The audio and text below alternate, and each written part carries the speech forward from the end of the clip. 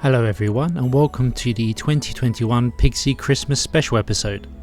I've always been a big fan of Christmas special episodes from YouTubers such as the Happy Console Gamer, so I thought to myself, why not create my own? And what better way to celebrate the season of giving than to share some ROM files with everyone? Now before anyone gets too excited, I just want to say that these are just a collection of very small little ROMs of the kind of thing that I've been working on over the past few weeks, so there's nothing huge or major here, but despite that I hope that people have fun with them.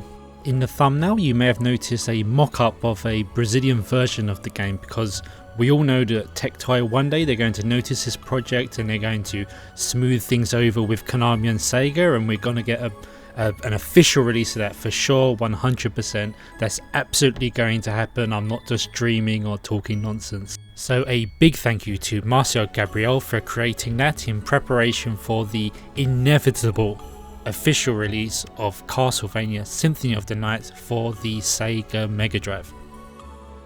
Speaking of Christmas gifts, Tenno has blessed us with another great track from Symphony of the Night, this time Heavenly Doorway. I'll put the link in the description, so be sure to check that out. Now I'm going to quickly take you through what you can expect to find in your Christmas stocking for 2021.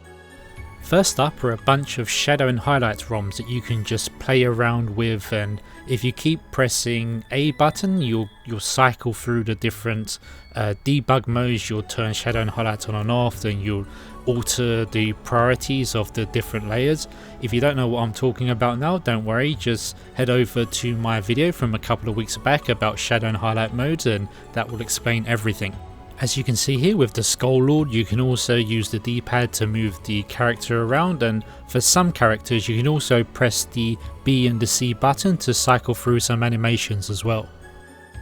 I've added some music to these little ROMs too, so you can get to listen to the music of Aliana and Engelbart and Tenno and 76 KB and so on, and just to see how everything sounds on real hardware.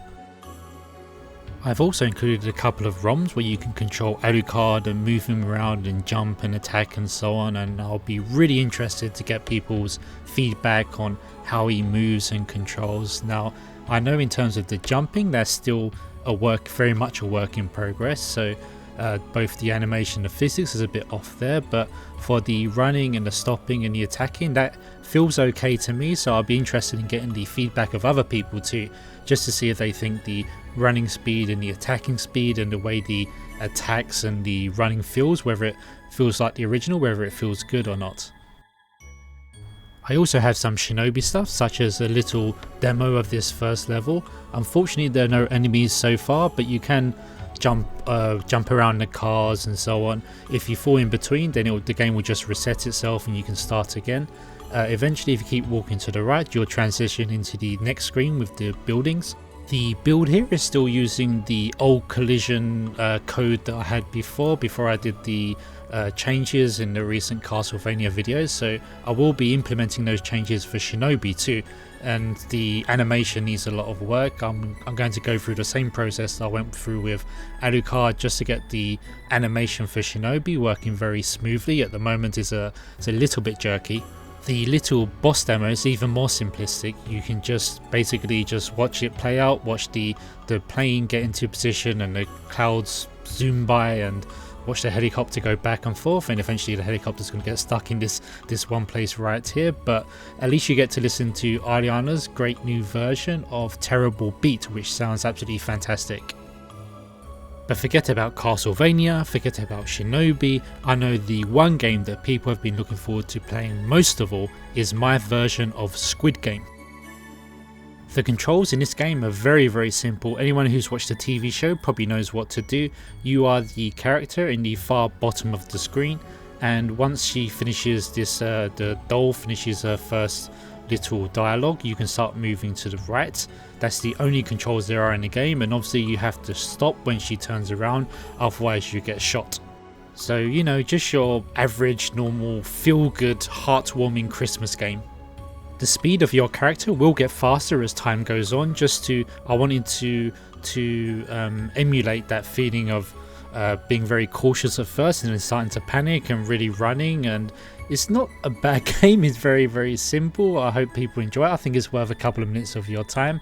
Actually, when you stop and you're not quite sure if you stopped in time or not, and then you have to wait for the whole, eyes looking around thing before before the actual shooting period starts, and that's actually a little bit nerve-wracking. I gave a bit of a jump sometimes when I thought I was going to be the one getting shot, but thankfully it was someone else, so I hope everyone has fun playing this.